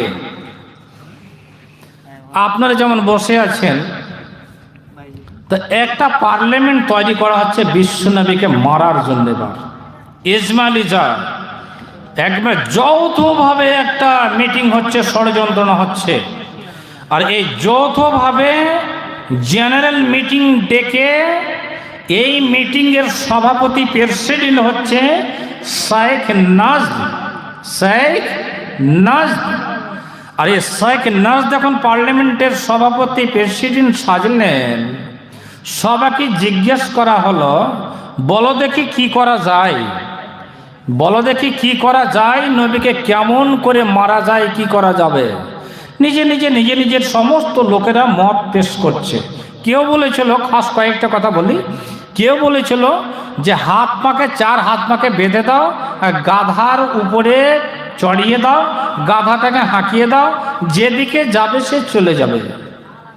তো বলছে না, এটা সঠিক হচ্ছে না। কেন? কোনো দেশে যাবে, মানুষের দয়াময়া হয়ে যাবে, হাত পা খুলে দিয়ে তাকে নামিয়ে নেবে, এটা করা যাবে না। তাহলে কি করা যাবে? একে জেলখানাতে বন্দি করে দাও, জীবন যাপন একবারে একে কালা দণ্ড একে দিয়ে দাও, একে আজীবন একে জেলে ভরে দাও একে। বলছেন না, মুসলমানের জনসংখ্যা যেই হিসাবে বাড়ছে, যেইভাবে বেড়ে যাচ্ছে, আস্তে আস্তে আস্তে আস্তে এরা আরো, এদের জনসংখ্যা বেড়ে যাবে। সেই দিন স্লোগান করে জেলখানা থেকে ভেঙে এরা স্লোগান দিয়ে বের করে নেবে। এটা ভালো হচ্ছে না।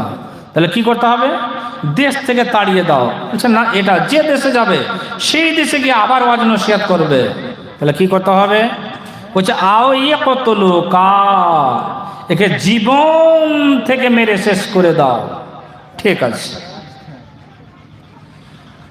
শেখ নাজদ বললেন,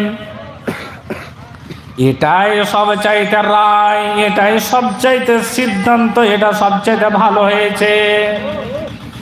না রে বাস, না বাজে বাঁশরি, নবী জীবনে বেঁচে থাকবে না, কোনো ঝড় ঝামেলা আসবে। আল্লাহর নবীর বাড়ি ঘেরাও করে নেওয়া হয়েছে। সমস্ত বংশের সমস্ত লোকেরা তীর বললাম ফারসা বরছি নিয়ে নবীর বাড়ি ঘেরাও করা হয়ে গেছে। নবীর বাড়ি ঘেরাও করা হয়েছে। আল্লাহর নবীকে জানিয়ে দেওয়া হচ্ছে, হে নবী, তুমি যেই ঘরের মধ্যে তুমি বসে আছো, যেই বিছানায় তুমি বসে আছো, তোমার চাচা তোমার বংশধরেরা, তোমার সমাজের জনগণেরা, তোমার দেশের জনগণেরা তোমাকে আর দুনিয়াতে রাখবে না, তোমাকে মেরে শেষ করে দিবে, ক্ষত বিক্ষত করে দিবে। তার জন্য তোমার বাড়ি ঘেরাও করে আছে। এখন তুমি অতি সত্বর তোমার বাড়িটাকে তুমি ত্যাগ করে দাও। আল্লাহর নবী মনে মনে ভাবছেন, আমার বাড়ির চতুর সাইড ঘেরাও করে আছে এই আবু জাহালের মিলিটারিরাতে, ওতমা সাইবার মিলিটারিরা আমাকে জীবন থেকে মেরে শেষ করে দিবে বলে বাড়ি ঘেরাও করে আছে। আমি কেমন করে কোন জায়গা দিয়ে আমি বের হয়ে যাব? জিবরাইল আমিন বললেন, হে নবী, আল্লাহ বলেছেন, আমাকে পাঠিয়েছেন, আমার বন্ধুকে বলো গা, আমার বন্ধু এক মুষ্টি মাটি নিবে আর এক মুষ্টি মাটি নিয়ে ছিটিয়ে দিবে। অতএব হে নবী, তোমার কাজ হলো শুধু ওই এক মুষ্টি বালুকে নিয়ে ছিটিয়ে দেওয়া, আর আমার কাজ হলো প্রত্যেকটা মানুষের যে কপালে দুটো দুটো করে চোখ রয়েছে, প্রত্যেকটা মানুষের চোখে ওই বালিগুলোকে নিয়ে ভরে দেওয়া হচ্ছে, এটা আমার কাজ। অতএব নবী গো, অতএব তোমার আর দেরি করা চলবে না, চলবে না। অতএব তুমি তাড়াতাড়ি এখান থেকে বিদায় হয়ে যাও। আল্লাহ নবী বললেন,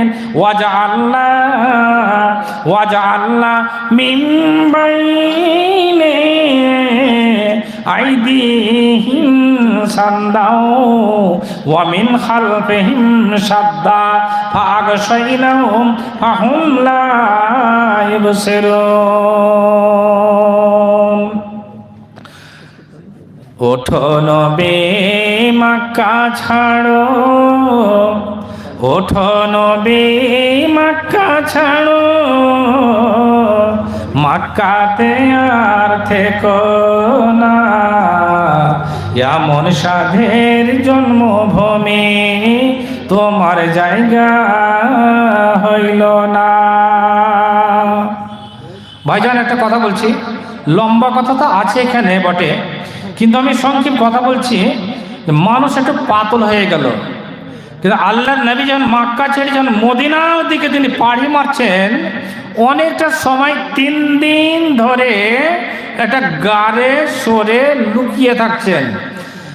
আর আবু বকর রাদিয়াল্লাহু তাআলা আনহু তার বেটা আব্দুল্লাহকে আর আমরে বিন ফুহাইরাকে, আব্দুল্লাহকে আর আসমা রাদিয়াল্লাহু তাআলা আনহাকে কিছু বলেছিলেন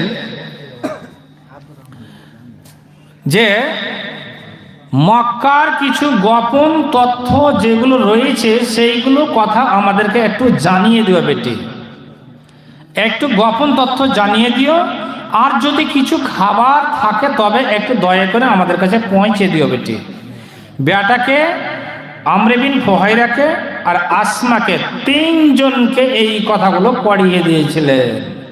কিন্তু আল্লাহর নবী যখন মক্কা ছেড়ে মদিনার দিকে তিনি যাচ্ছেন, হযরত আবু বকরের বাড়ি যাচ্ছেন, চলেও গেলেন। আর আবু বকর রাদিয়াল্লাহু তাআলা আনহুকে নিয়ে যখন আবার গর্তের উপর থেকে উঠে যখন বাইরে যাবেন, তখন একটা ঘটনা ঘটে গেল। কি? লে মাক্কাতা মিন আতিয়াবাকে মিন বালাদিন, লে মাক্কাতা মিন আতিয়াবাকে মিন বালাদিন ওয়া হামবাকে ইলাইয়া। খোদার কসম করে বলছিলাম মক্কার মাটি। আচ্ছা ভাই, একজন 200 টাকা দিয়েছেন, কিন্তু একটা বেটি ছেলের নাম একটা উপাধি পড়েছিল, একটা লোকের নাম মাওলানা মাস্টার ইঞ্জিনিয়ার প্রফেসর, কার নাম চামার। যে যেটা ডিপার্টমেন্টের কাজ করে, কর্মের বিনিময়ে তার একটা গুণবাচক একটা নাম পড়ে যায়। তো একটা বেটি ছেলেকে জাতুন নাতাকিন, জাতুন নাতাকিন বলা হয়েছিল। কেন বলা হয়েছিল? আসমা রাদিয়াল্লাহু তাআলা আনহাকে এই কথাটা বলা হয়েছিল। কেন?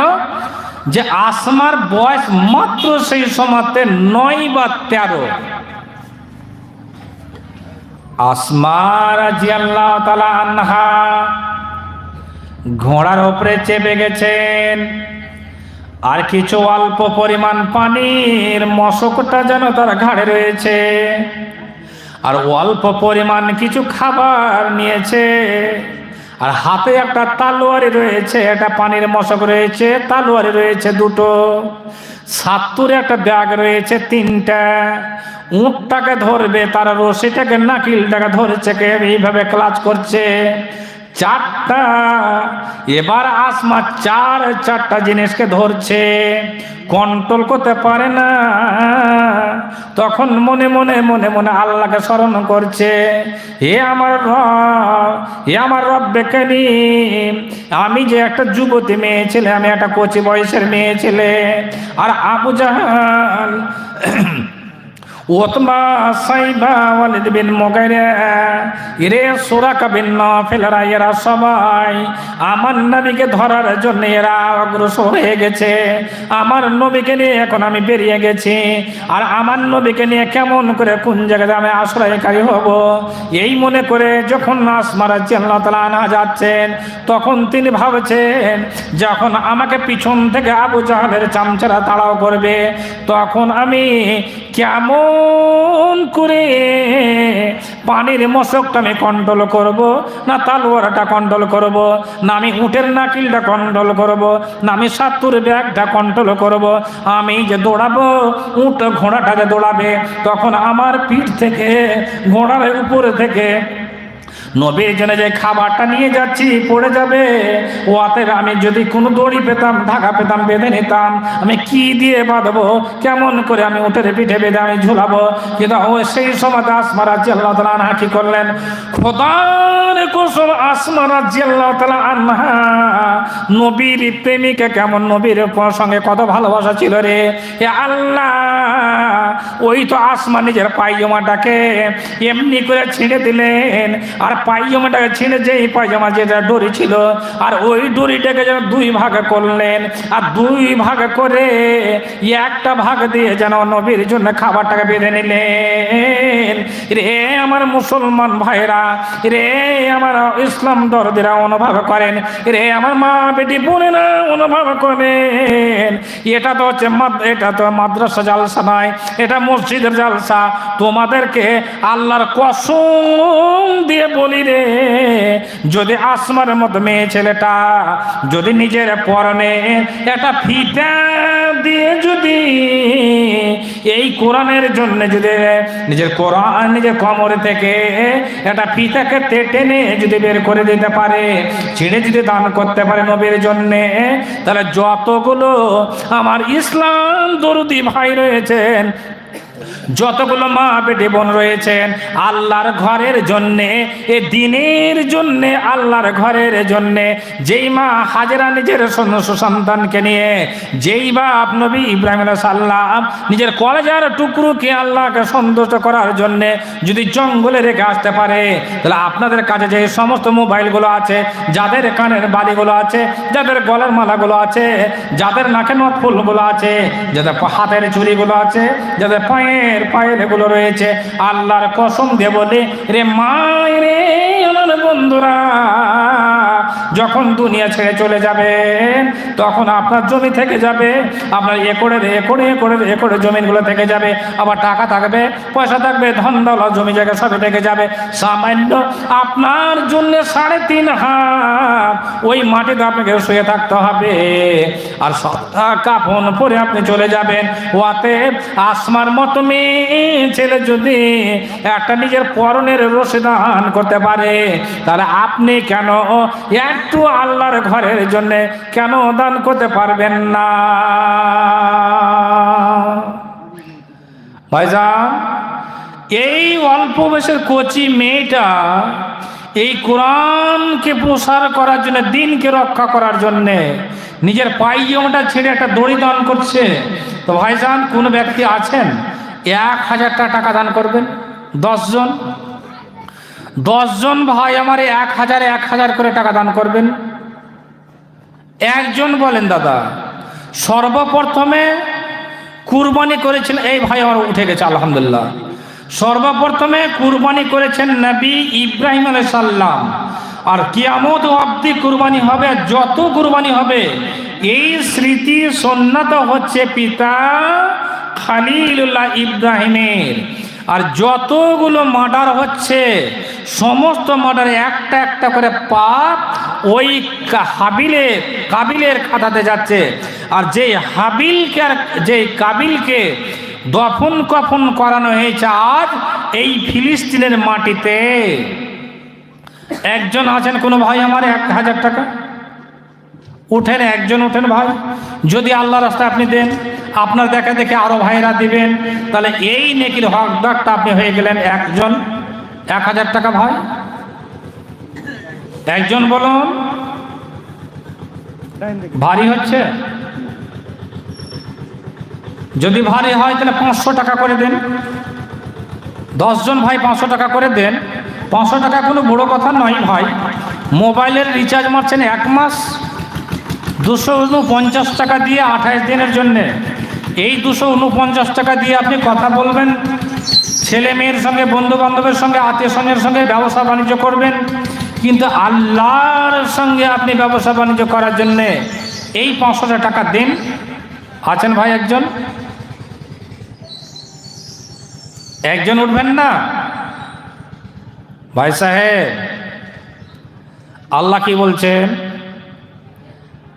জমি বিক্রি করে গলার মালা তৈরি করা হয়, গলার মালা বিক্রি করে, কানের নথফুল বিক্রি করে, কানের বালি বিক্রি করে জমিন কেনা হয়, গয়নাগাটি কেনা হয়, আর গয়নাগাটি বিক্রি করে জমিন কেনা হয়। আল্লাহ বললেন ইন্নাল্লাহ আশতারা মিনাল মুমিনিনা আনফুসাহুম ওয়া আমওয়ালাহুম বিআন্না লাহুমুল জান্নাহ। রে মুমিন, তোমরা যেমন সোনা চাঁদি বিক্রি করে জমিন কিনো, জমিন বিক্রি করে যেমন সোনা চাঁদি কিনো, তা আমিও মুমিনের সঙ্গে বেচা কিনা করি, মুমিনের মাল নিয়ে, মুমিনের আত্মা নিয়ে। যাদের টাকা পয়সা আছে, ভাইজান কি নাম আপনার? পিছন দিকে সরিয়েছেন, সামনে থাকেন, আর কিছু বলবো না। একজন হয়েছে 500 টাকা, আর একজন, আর 9 জন ভাই দেন ভাই সাহেব, 9 জন দেন। যদি না থাকে নামটা লিখান, আশামত সাহেব ভাইকে আমার নামটা লিখান, আর 9 জন দেন দাদা। জয়জন বসে আছেন, বর্তমান যুগে 500 টাকা করে দেওয়াটা খুব ভারী কথা নয়, কোনো ব্যাপারই নয়। এখন ছেলে মেয়েদের হাতে 500 টাকা মোবাইলের খাপে পড়ে থাকছে। দেন 500 টাকা করে টাকা দেন, প্রত্যেকে উঠেন ভাই, আর উঠে পালিয়ে যেন না। 500 টাকা করে টাকা দেন। যদি না দিতে পারেন, যদি দিতে পারেন, বসে আছেন, এটাও আপনার একটা বিরাট একটা কুরবানি। দেন 500 টাকা করে টাকা দেন। যারা মা বেটি বোনেরা আছেন, তোমাদের কাছ থেকে একটু সাড়া চাইছি যে 500 টাকা করে টাকা যদি কয়েকজন দিতে পারো, বেটি বোনেরা তোমাদের জন্য দোয়া করব। বহু দূর থেকে এসেছি, আল্লাহর রহমতে তোমাদের জন্য হাত তুলে দোয়া করব। মুস্তাজাব দাওয়াত হিসাবে তোমাদের দান ইনশাল্লাহ নেব এবং তোমাদেরকে দোয়া দেব। এই দোয়া অবশ্যই গ্রহণযোগ্য হবে। একটু ভাইজান যারা আছেন দেন, 500 টাকা করে টাকা দেখালা দেন। তা আল্লাহ বলছেন যে আমি বেচা কিনা করি তোমাদের মতন করে। আল্লাহ রাব্বানা। এই ভাই যুবক, এই তুমি শোনো তো, তুমি শোনো কি বললাম, কিছু বুঝতে পারলাম না। চাঁদি দিয়েছেন একজন বোন, আর 150 টাকা রাজি ভাইটা অফার দিয়েছে। তুমি দাওনি না? তোমার বইয়ের না না তুমি দাওনি তো তুমি কি দিচ্ছ দেখি? এদিকে শুধু ভাই, তোমার পকেটে কি আছে দেখি, কিছু দাও ভাই, তোমার পকেটে কিছু দাও। দিচ্ছ? 500 টাকা। একটা মেয়ে ছেলে দেখেন, একটু শুনে যান যে কথাটা, রাগ করে টেনে দিয়েছে নাকি বোন তুমি? চুল লেগেই আছে, চুল লেগেই আছে, গলাতে ছিল আর চুল টেনে দান করেছে। এটা দোয়া করবেন, চুল লেগে আছে, এটা একটা প্রমাণ। আল্লাহ রাব্বানা আতিনা ফিদ দুনিয়া হাসানাতাও ওয়া ফিল আখিরাতি হাসানাতাও ওয়া কিনা আযাবান্নার। হে রব্বুল আলামিন, তোমার একজন বান্দে আল্লাহ, হে আল্লাহ, তোমার ঘরের জন্যে এই আমার একজন বোন আমার আল্লাহ তোমার ঘরের জন্যে তার গলার মালাটাকে টেনে দান করেছে আল্লাহ। এ আল্লাহ, শয়তান তাকে মানা করছিল, শয়তান তার কাছে চক্রান্ত করছিল, বড় চক্রান্তকারী শয়তান ছিল মনে হচ্ছে পাশে। কিন্তু হে আল্লাহ, শয়তানের বুকে লাত মেরে দিয়ে, শয়তানকে ঝাঁটা মেরে দিয়ে আল্লাহ সঙ্গে সঙ্গে যে এত দ্রুত গতি বেগে আল্লাহ গলা থেকে টেনেছে, হে আল্লাহ, তার মাথার চুলগুলো পর্যন্ত ছিঁড়ে গেছে রে আল্লাহ। জানি না রে আল্লাহ তোমার কোন বান্দে কাজ করেছে হে আল্লাহ। হে আল্লাহ, তোমার ঘরের জন্য একটা চাঁদির হার দান করেছে আল্লাহ। যে উদ্দেশ্য করেছে যে দান, আল্লাহ মিটাও তুমি এই বোনের মনের আরমান। ও গবারে দোয়া করি করি মিনতি, হে আল্লাহ তুমি এই দান করেন আল্লাহ, ইমান আমার দিয়ে আল্লাহ উন্নতি, আল্লাহ বালা বিপদ আপদ দিয়ে তার কব, তার লাইফে কব করিও না ক্ষয় ক্ষতি। ও গবারে দোয়া করি হয় পাক রব্বানা, আল্লাহ মাফ করে দাও আল্লাহ যত আছে জীবনের গুনাহ। ও গবারে দোয়া করি করিব কত, আল্লাহ যদি বিয়ে সাথে না হয়ে থাকে, দিন দান পরে মোত্তাকে সময় দিও আল্লাহ তুমি নিজে মন মতো। আল্লাহ বারিক লাহা ফিমা রাখতা ওয়াগফির লাহা ওয়ারহামহা, আমিন ইয়া আরহামার রাহিমিন, আমিন। বোম্বাল হাওয়ারে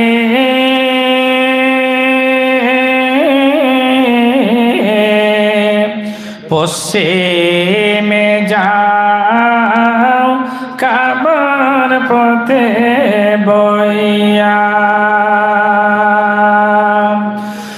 পশ্চিমে যাও বইয়া রে হাওয়া, পম্বাল হাওয়া রে পশ্চিমে যাও কাবার পথে বইয়া, হাজি দিন ওই জাতির পথে দাঁড়িয়ে আছে সকাল হতে, গো কেঁদে কেঁদে বলি গো আমি, কে যাও গো যদি মদিনায়, আমার সালাম নিয়ে যেও নবীজির রওজায়, ওরে কাবা ছাড়লাম তোরে দুঃখের কথা কয়ে, তাই দিবানিসি দিনগুলো মোর কেটে গেল, মিটলো না রে সাদের কথা কয়ে। আল্লাহ একজন আল্লাহ তোমার এখানে বান্দা ছিল আল্লাহ, আর একজন 200 টাকা, আল্লাহ যে উদ্দেশ্য করেছে 200 টাকা দান, আল্লাহ মিটাও তার মনের আরমান, আল্লাহ দাও তাকে তুমি জান্নাত দান, আল্লাহ তার প্রতি হয়ে যাও তুমি অতি মেহেরবান। ভগবানের দোয়া করে করে গো মিনতে, আল্লাহ দানকারী, আল্লাহ দানকারী দিও আল্লাহ তুমি উন্নতি, আল্লাহ বালা বিপদ আপদ দিয়ে, আল্লাহ শয়তানের অসহায় দিয়ে তার লাইফের কখনো তুমি করিও না ক্ষয় করতে। আল্লাহ বারিক লাহুম ফিমা যাকতুম ওয়াগফির ওয়ারহামহুম, আমিন ইয়া রাহমার রাহিমিন, আমিন সুম্মা আমিন।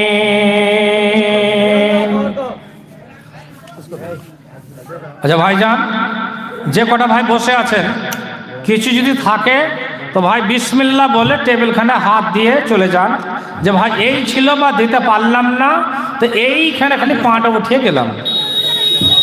ভাই কেউ নাই? শেষের সময় একটা কেউ দেবেন না? এই মোটরসাইকেলে 3 জন ভাই যাচ্ছ, 3 জন ভাই যাচ্ছ, কিছু দিয়ে যাও তো, যদি 10টা করে টাকা থাকে। চলে যেও না, স্মরণে রাখো আল্লাহর কথাটাকে খুব ভালো করে। সেকেন্ডের মধ্যে আল্লাহ হাসাতে পারে, কাঁদাতে পারে, যদি কিছু টাকা দিয়ে যাও।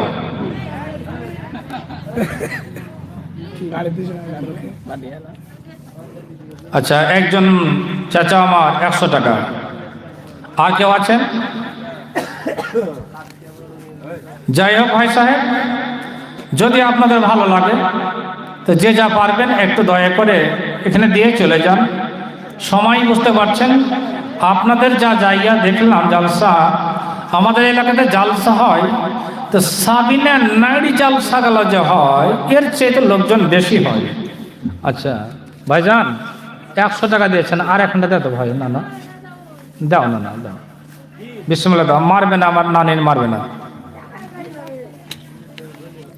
আপনারা দিবেন না? 100 টাকা করে টাকা দিবেন না? ওই ভাই সাহেব, হাঁটু পাড়া দিয়ে ধরে আছেন, মাটি ছাড়েন না, না দেন, 100 টাকা দেন।